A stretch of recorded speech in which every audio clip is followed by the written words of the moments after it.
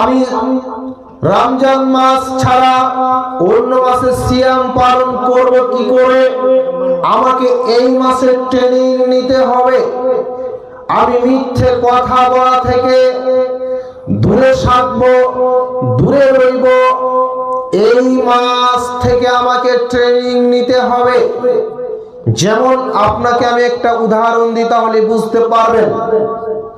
আপনার ছেলে ক্লাস 1 এ ভর্তি করেছেন। আপনার ছেলেটা অনেক থাকবে না ভবিষ্যৎ গিয়ে মাধ্যমিক দিবে? ভাই মাধ্যমিক দিবে, তাহলে আপনার ছেলেটাকে কয় বছর লেখাপড়া করতে হবে? 10 বছর।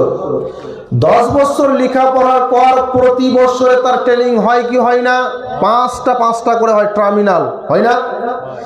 যে ছেলেটা আসলে যে সিলেবাসটা তাকে পড়ালাম সেই জ্ঞান অর্জন করতে পেরেছে কিনা তাকে ট্রাই করে। তো এবার তারপরে আপনার ছেলে যখন মাধ্যমিক দিতে যাবে তার আগে টেস্ট নেওয়া হয়, হয় কি হয় না?